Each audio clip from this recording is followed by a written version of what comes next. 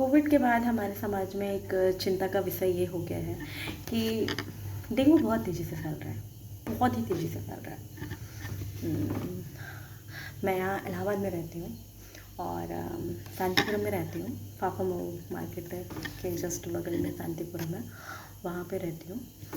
तो वहाँ पे मैं जहाँ पे रहती हूँ जस्ट बगल में एक प्राची हॉस्पिटल है, बहुत ही फेमस और प्रसिद्ध, बहुत ही फेमस हॉस्पिटल है और पुरानी हॉस्पिटल है और वहाँ पे जो ट्रीटमेंट होता है बहुत अच्छा होता है।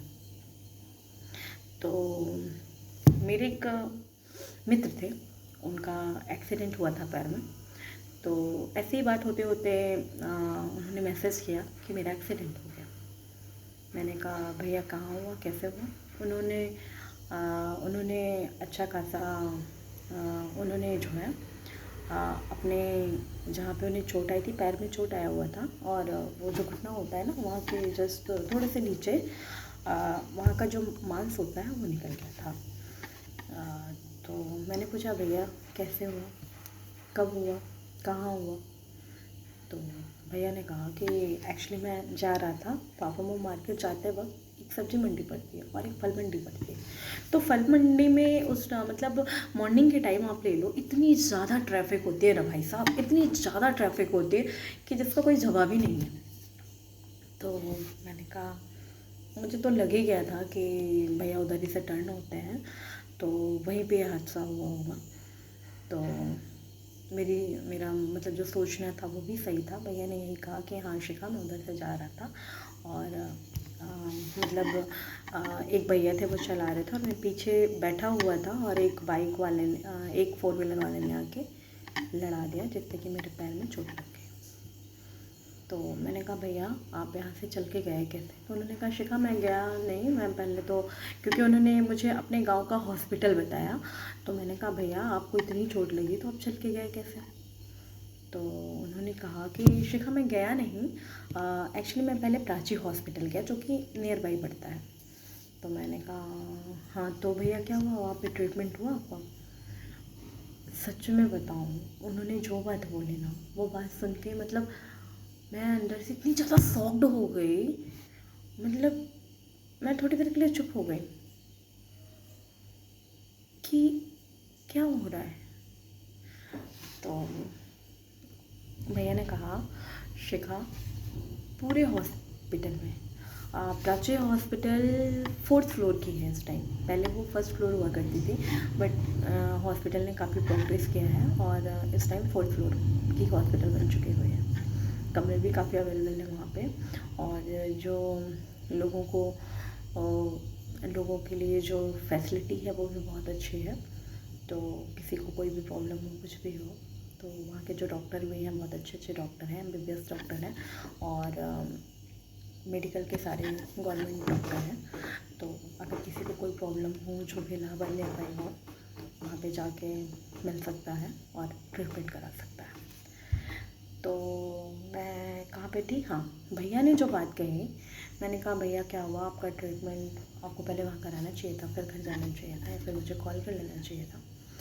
तो भैया ने कहा शिखा मैं गया तो, बट वहाँ जाने के बाद मुझे क्या पता चला कि पूरे हॉस्पिटल में ओनली डेंगू पेशेंट हैं।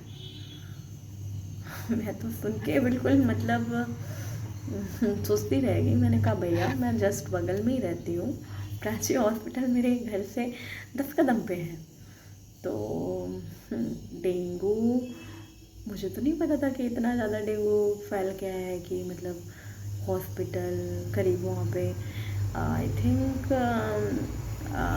100 कमरे होंगे, हाँ 100 कमरे होंगे और मतलब 100 से भी ज़्यादा होंगे, मतलब 4th फ्लोर तक, और पूरे में सिर्फ डेंगू पेशेंट है। तो हाँ शिखा, पूरे में डेंगू पेशेंट। फिर मैंने कहा फिर ठीक है भैया, अगर वहाँ पे ट्रीटमेंट नहीं हुआ तो जस्ट बगल में विनीता हॉस्पिटल है, आपको वहाँ जाना चाहिए था। उन्होंने कहा शिखा वही हाल वहाँ हो रखा था, मैं विनीता हॉस्पिटल में भी गया बट वहाँ भी सारे डेंगू पेशेंट थे। इतना सुनने के बाद अंदर से बहुत छोड़िए। तो फिर मैंने कहा तब तो भैया आपने अच्छा किया कि आप अपने घर पे गए, गाँव में एक अच्छे डॉक्टर से आपने अपना ट्रीटमेंट कराया। तो मैं आपसे ये कहना चाहूँगी कि सच में बता रही हूँ, डेंगू का बहुत बुरा हाल हो रखा है। लोगों को फ़ीवर आ रहा है, वायरल फ़ीवर आ रहा है। वायरल फ़ीवर तो ठीक हो जाता है, बट ये ऐसा फ़ीवर है कि ठीक होने का नाम नहीं लेता है जो है। तो आप अपना ध्यान रखिए, आप सब अपना भी ध्यान रखिए। अपने घर में जो आपके माँ बाप हैं, जो आपके बड़े हैं, बुज़ुर्ग हैं, और उन्हें थोड़ा सा अंदर से ये लगता है कि नहीं बस ऐसे ही है, कुछ डेंगू वेंगू नहीं है, तो आप इन चीज़ों को थोड़ा सा अवॉइड मत कीजिए। उन्हें समझाइए कि ऐसा है। और डेंगू में ध्यान ये रखा जाएगा कि गंदा पानी ना पिएं, जो भी पानी पे उबाल के पिएं, और उल्टी सीधी चीज़ें ना खाएं। ज़्यादा से ज़्यादा स्पाइसी खाने वाली चीज़ों को अवॉइड करें, और तरल पदार्थ चीज़ ना खाएं, और तली हुई भुनी हुई चीज़ें बिल्कुल ना खाएं। बाहर की चीज़ें बिल्कुल ना खाएं। घर में सिंपल सा भोजन खाएं, दाल चावल रोटी हरी सब्जी, फ्रूट्स को अगर मार्केट से लाएँ तो उससे पहले गर्म पानी में बॉयल कर मतलब धुल लें थोड़ी देर, या फिर धूप में रख दें जिससे कि उसके बैक्टीरियाज खत्म हो जाए, फिर उसको खाएं।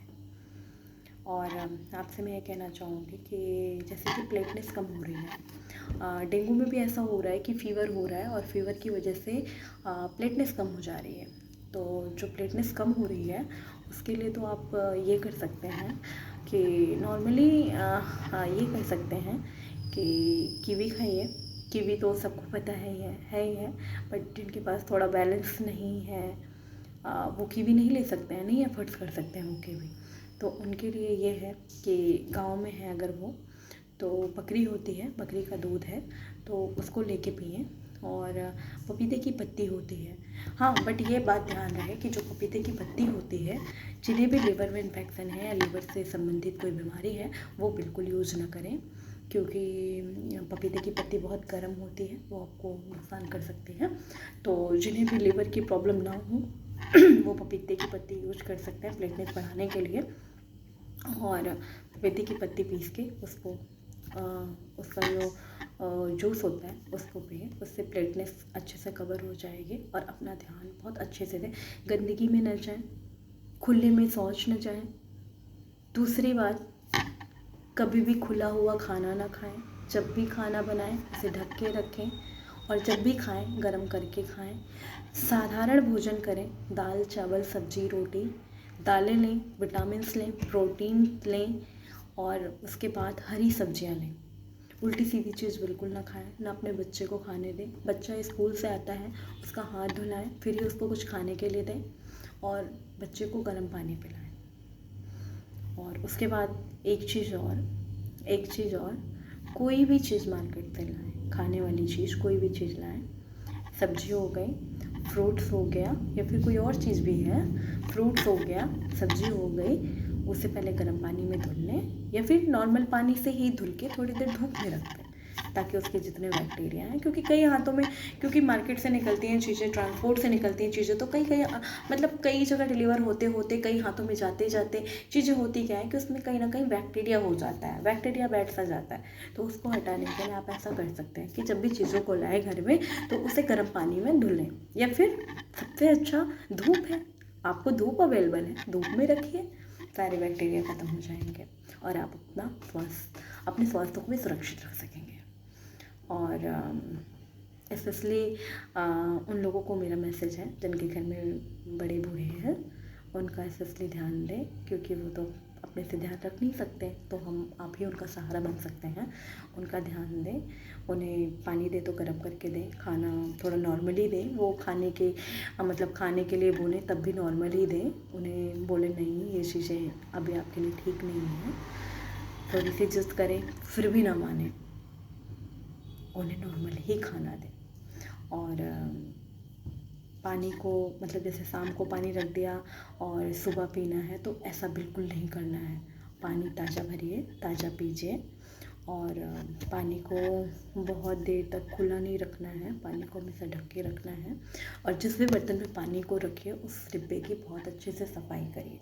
और हाँ, एक बात और है, जैसे कि आप ग्लास में पानी लेते हो तो ग्लास को जब भी लो आप, वो ग्लास कहीं भी रखा हुआ है, जब भी लो उसको एक बार पानी से धुल लो, फिर आप उसमें पानी पियो।